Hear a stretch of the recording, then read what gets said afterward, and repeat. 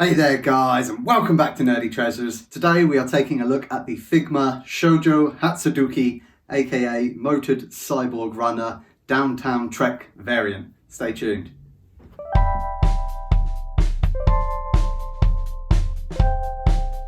Now this is kind of a first for me. Usually when I pick up something, it'll be because it's from a film or a TV show or a comic or a video game that I like. And this is the first time I've sort of picked up something that I picked up purely because I thought it looked really cool. And I first found out about these because I think there was a pre-order go live for, I think it was the Turbo Acid version. Today I haven't been able to pre-order that from anywhere, but it did alert me to the fact that they have done a ton of these, all in varying different colour schemes and things. So I went with the Downtown Trek one. I really liked the sort of pseudo military style of it. I freaking love the box for this thing, like the simplicity of it, the sheer audacity to just not even show a picture of the figure or anything, purely just this strip, this like deconstructed strip of colours used in this version.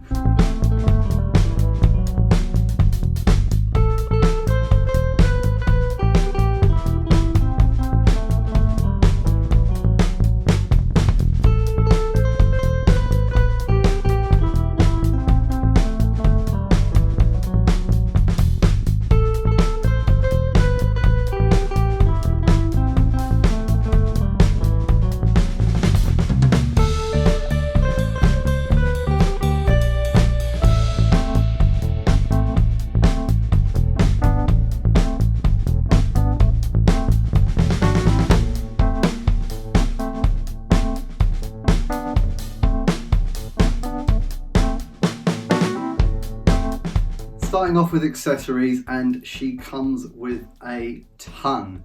No corner has been cut here at all. It gives you everything you want with this figure. I get 3 different face sculpts on this. They're all pretty much the same. The one that comes on the figure has the eyes facing forward. One of them has them facing to the left. One of them has them facing to the right. 3 pairs of hands, including the ones on the figure. You've got fists on the figure. You've got sort of some, splayed out, tense fingered hands and a couple of grippy hands for holding her accessory. We get an alternative hair piece that has some sort of flowing strands, so if you're going for a more dynamic actiony pose, which let's face it, why wouldn't you with this thing, you can do that. Comes with like a little jetpack and 2 different styles of exhaust. I really like the giant beefy one. I'm definitely going to be using that. I'm not going to be using the little one probably at all. We get a couple of switch out wheels, like the big chunky wheel under the heel, and so it comes with black ones on the figure, but you can swap either or both of those out for a white one. And what I thought, and potentially still is, this wing accessory to clip to the bottom of the backpack. Now when I first opened this, I saw that it was supposed to come with the weapon, and I thought I was missing it, but lo and behold, the wing section actually doubles as a sheath for it, which is so cool. It looks so good and it fits really, really crisply and nicely in there. We get 2 different styles of base with this one. Like, I don't think I've ever had a figure that's had 2 different styles of base, and a multitude of like different extensions for it, so you can literally use the base to hold her up no matter what pose you've got her in, whether she's low to the ground, jumping through the air, or just standing there. Just this figure has you covered. And the bigger of the 2 base actually doubles as storage for all the accessories, which is just so cool. I'm always a little bit unsure what to do with accessories, whether I leave them in the box, but then they go into storage and getting them out is a pain, so I tend to never sort of swap out accessories. Whereas this one, they're all going to be there with her, ready to use. The switch out parts for the base are a little bit confusing, but once you fiddle around for a bit, you sort of figure out which part to use for which sort of pose and stuff. Taking a look at the figure itself then, and holy shit does this thing blow my mind. It's just so impressive, like the execution on the sculpt, all of the tiny little intricate details, lovely machine parts up on her like metal skeletal structure on the back here, and down here we've got these pistons on the Achilles tendon, lovely bits of metal up on the upper parts of the leg. But I'm really enjoying just looking at this thing. I love all of these sort of like tiny prints on the body, like these little logos and things. In fact, I think we've got like a tiny QR code on these pouches on the shoulders. I'm gonna have to check out where that goes. I really love this sort of asymmetry that we have on the legs.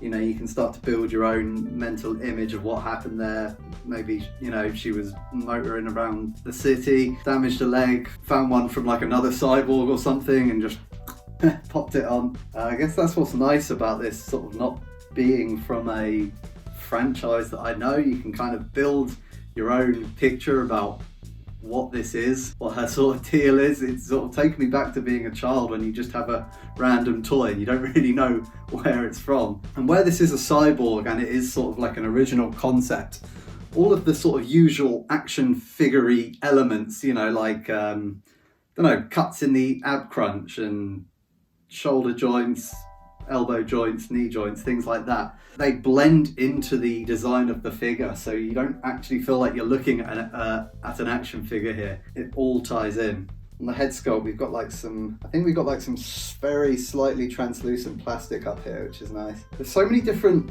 like materials and colours and things in here. It's so interesting to look at, but it's not random. You know, they all sort of tie in together, like the oranges on this camo on the legs sort of tie in up here onto the body, onto the horns. With the machinery, it's not all just one colour. Obviously we got the metal up here, but we've got sort of a slightly more matte silver around here on the butt and up on the back, and that is more of a sort of really good quality sort of shiny gunmetal in there. Just looks super realistic. So let's take a look at her articulation. On the head we've got a joint at the bottom of the neck, and that does actually really help with articulation because this sort of big collar piece can sort of hinder it. So if you were to bend her head back without doing that, you only get a certain much, but if you move the neck forward and then bend the head back, you get much more. And the same goes for forward as well.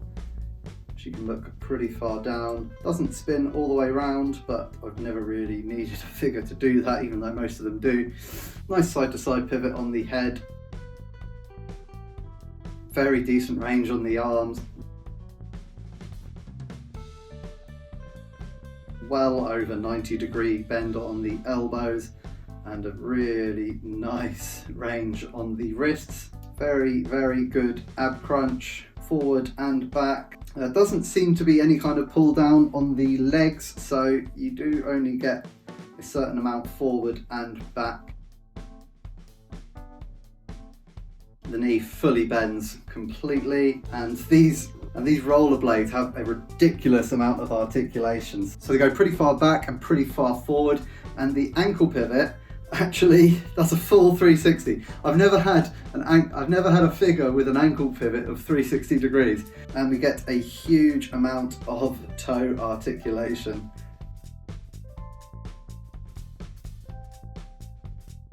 Oh, and there's also this tiny bit that the exhaust attaches to at the back that has a small amount of articulation on it as well. Keep playing around with this thing and I'm constantly finding more articulation, so I've probably missed some out. Like for example, when you bend her back like this, you can move this sort of flap to sort of, so it's not sticking out like that. You can bend that back down. Yeah, there's so many different little moving pieces on each joint on here. It's not a very straightforward articulation segment. For a quick size comparison, here I have her standing next to a Black Series Stormtrooper and the Marvel Legends 90s cartoon Cyclops. And here she is standing next to my recently reviewed Figure Arts Jin Kazama from Tekken and the Figma Metal Gear Solid Snake. So that is a wrap on my Shoujo Hatsudouki action figure from Figma. Hope you enjoyed taking a look at her with me. Something a little bit different. Let me know what you think in the comments below. I'm sort of heading down this route of picking up figures purely because I think they look awesome. So let me know if you want to see more similar things here on Nerdy Treasures. As always, big thank you to everyone out there liking, commenting and subscribing. Love to hear from you guys. I'm on Instagram now, so go give me a follow if you would be so kind. But that's all for now. Catch you next time.